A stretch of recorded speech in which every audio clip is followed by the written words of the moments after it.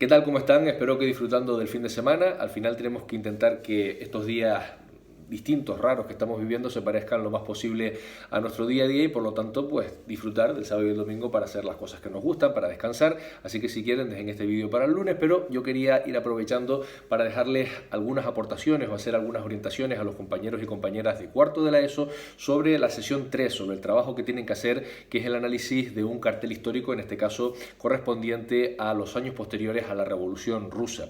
Ya saben que dentro de la sesión 3 es lo único que tienen que hacer y lo tienen que presentar el miércoles, todavía quedan unos días, así que yo les animo a que lo hagan con calma, a que lo hagan con precisión, a que pregunten si tienen alguna duda y será valorado de manera también equivalente al trabajo o al esfuerzo que ustedes le pongan a ese cartel y a ese análisis.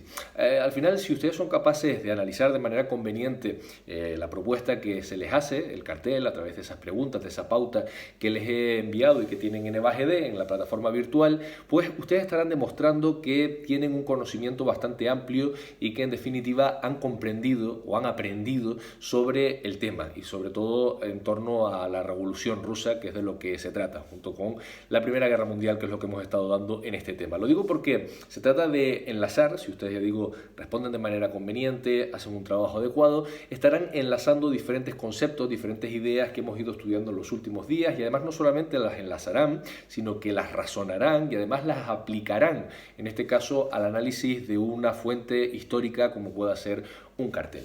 Antes de ir al cartel propiamente dicho, que lo tengo por aquí, ustedes lo tienen también en la fotocopia o en el documento escaneado que tienen en EVAGD, que seguramente la mayoría se haya bajado.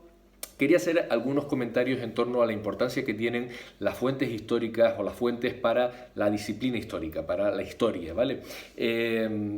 La historia es una ciencia, pero es una ciencia rara o una ciencia distinta a otras. En la ciencia existe una cosa que se llama el método científico, que es el método que se debe seguir para extraer conclusiones por parte de cualquier ciencia, sea la biología, la geología, la psicología, la medicina, siempre utiliza una cosa que se llama el método científico. Ese método tiene diferentes pasos. El primero es la observación, es decir, ver qué es lo que ocurre. El segundo de los pasos es el planteamiento de una hipótesis, es decir, plantear que una cosa puede ser de una determinada manera, y por lo general en la mayor parte de la ciencia se considera como tercer paso la experimentación. Voy a poner un ejemplo para que me entiendan con más claridad. Por ejemplo, algo facilito, el agua hierve a 100 grados, pero eso alguien lo tuvo que descubrir en algún momento, que el agua hervía a 100 grados. Primero se daría cuenta, observación, de que el agua a una cierta temperatura empieza a ponerse en ebullición. Bien, observaría eso o que se evapora.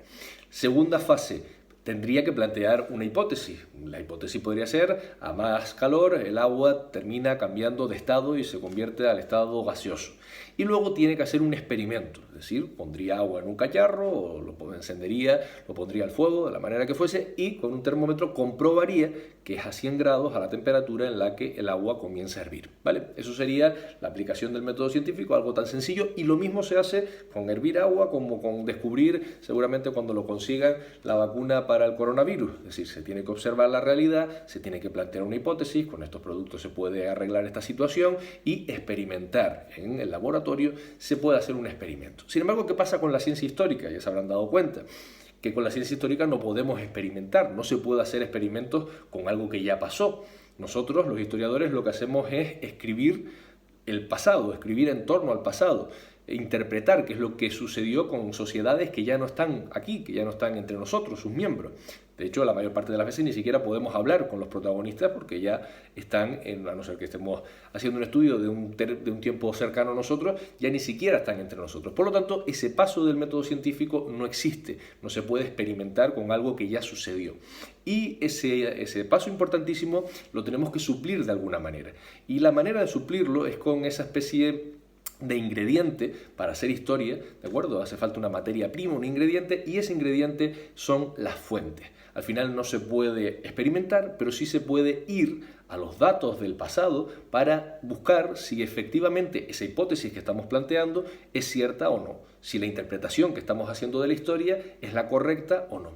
Obviamente las fuentes cambiarán, no sé si saben lo que es una fuente, se parece mucho cuando lo hagan, no sé si, aparte de las fuentes de agua, ¿no? En periodismo, por ejemplo, seguramente que muchos de ustedes han visto a periodistas decir, tengo una fuente muy fiable que asegura que, vale, pues en historia es más o menos lo mismo. En periodismo es alguien que es capaz de dar una información para completar pues, una noticia, por ejemplo, y en el caso de la historia es algo o alguien, sobre todo suele ser algo, que nos da información para poder interpretar el pasado histórico. Eso es una fuente, ¿vale? Obviamente las fuentes cambiarán en función del periodo histórico al que nos estemos refiriendo. No serán lo mismo las fuentes para interpretar, por ejemplo, qué pasó en la prehistoria.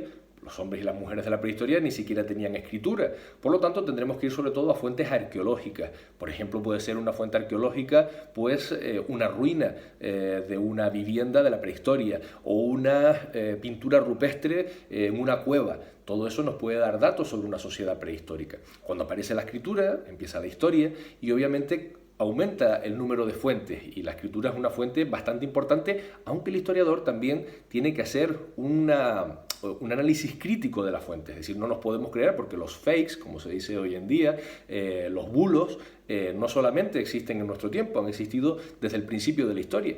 Seguramente que ha habido más de un rey, más de una reina que para ensalzar su reinado ha mandado a escribir libros que no son ciertos en su contenido. Y por lo tanto los historiadores tienen que contrastar esas fuentes. No pueden hacer un experimento, pero sí pueden contrastar, por ejemplo, un texto sobre un rey que lo mandó a escribir él y que a lo mejor cuenta que es maravilloso ese rey, con, por ejemplo, datos económicos del periodo de su reinado.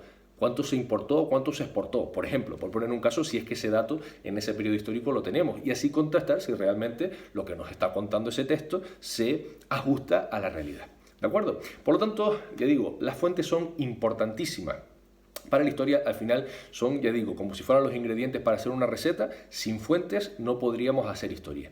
Y, ya digo, son muy variadas, depende del periodo histórico. Una obra de arte puede ser una fuente.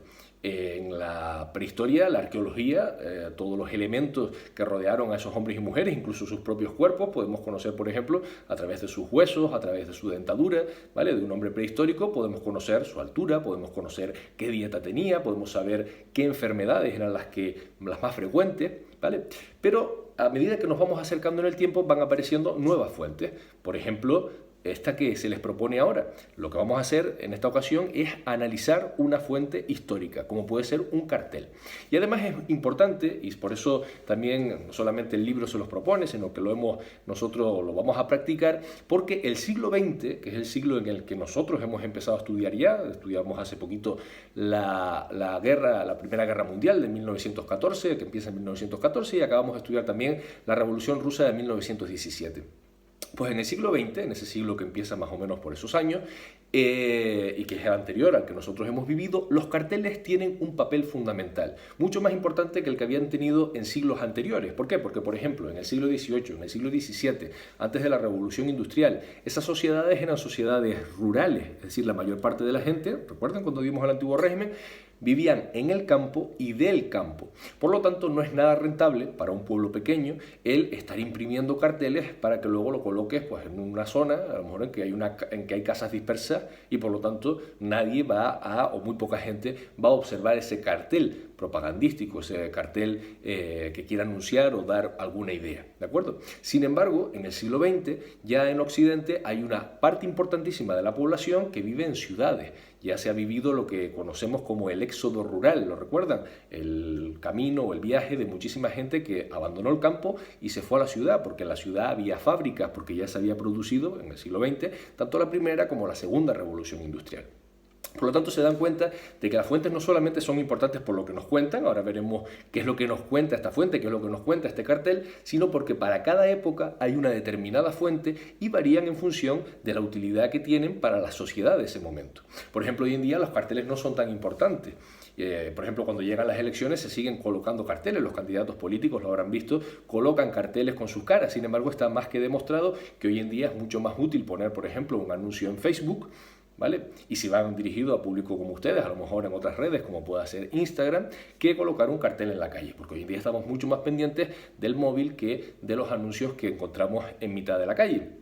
Y seguramente que en el futuro, cuando los historiadores quieran contar la historia que nosotros hemos vivido o el tiempo que nosotros hemos vivido, tendrán que ir a otro tipo de fuentes, como por ejemplo puede ser, pues qué sé yo, un Twitter, o como pueda ser una cuenta de Twitter, quiero decir, o a lo mejor una Insta Story, quién sabe.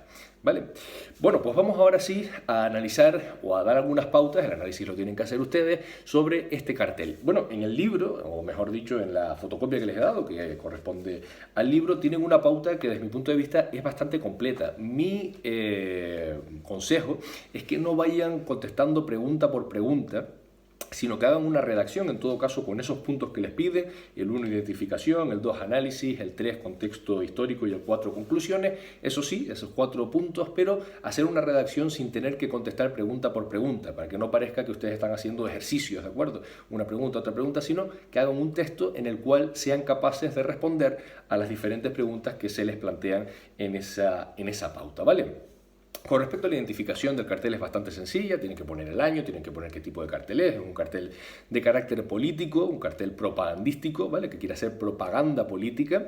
El año también lo tienen por ahí, el país es evidente, está en ruso por debajo, las letras en las que dice algo así como el camarada Lenin, camarada. En los partidos, sobre todo en los partidos de izquierda, quiere decir algo así como compañero, ¿vale? Algo más que compañero, alguien con quien confraternizas, ¿vale? Pues el compañero Lenin, el camarada Lenin en este caso, barriendo el mundo de escoria, algo así dice en ruso en la parte de abajo, ¿vale? O de basura.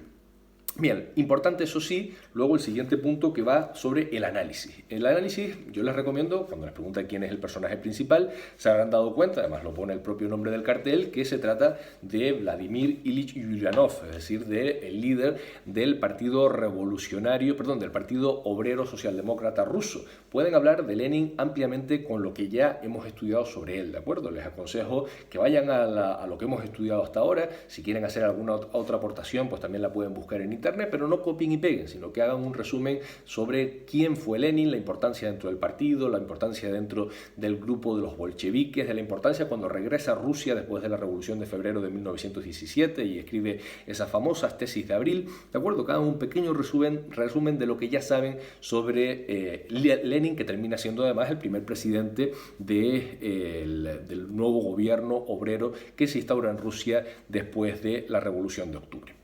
Después de eso, con respecto a los símbolos, al simbolismo, la escoba es de color rojo, y les pregunta también que por qué. Bueno, ya se los he comentado incluso a principios de esta asignatura, o al principio cuando empezamos a hablar de la Revolución Rusa, que el rojo es el color del comunismo, del marxismo, de la ideología que defendía Lenin, ¿de acuerdo? Por lo tanto, por eso la escoba es roja. También el ejército rojo, lo habrán leído por ahí, que fue el instrumento a través del cual consiguió ganar la guerra civil que se produjo inmediatamente después de la Revolución Rusa, ¿vale? ¿A quién está borrando del mapa en este caso, o a quién está barriendo? Bueno, pues ven a alguien con una corona, por lo tanto seguramente es un miembro de la realeza. Ahí yo les aconsejo que busquen todo lo que saben o todo lo que hemos estudiado sobre quiénes eran los zares, sobre cómo era la monarquía, en este caso en Rusia, antes de la Revolución. También parece no, el señor que ven por ahí como con un saco de dinero seguramente y con un sombrero de copa, es un burgués. Es la forma habitual que desde el siglo XIX tenemos para representar a los burgueses, ¿vale? Los burgueses, ese es el modo tradicional de vestirse, y de hecho hasta la gente de mi generación nos criamos viendo unos dibujos animados en el que el tío del Pato Donald, que también era multimillonario y tenía muchos negocios, es decir, era un burgués, también se vestía pues con ese tipo de atuendos, con un sombrero de copa, por ejemplo, ¿vale? El tío Gilito en otros países se llama de otra manera. Y luego también aparece un pope. Un pope es como decir un cura, pero en este caso en la Iglesia Ortodoxa rusa.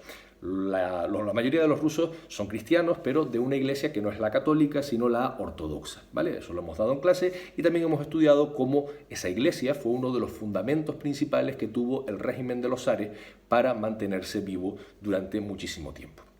Otra cosa que también les pregunta es por qué consideran ustedes que hay una bola del mundo. ¿Por qué será lo de la bola del mundo? Esencialmente porque la ideología en la que se basa Lenin y en la que se basa la revolución, sobre todo la Revolución de Octubre, es una ideología, que es el marxismo, que no es nacionalista, es decir, no se limita a una sola nación, sino que es una ideología internacionalista. Es una ideología que pretende traspasar las fronteras de los países. De hecho, el lema que utilizó Marx era: obreros del mundo, únanse.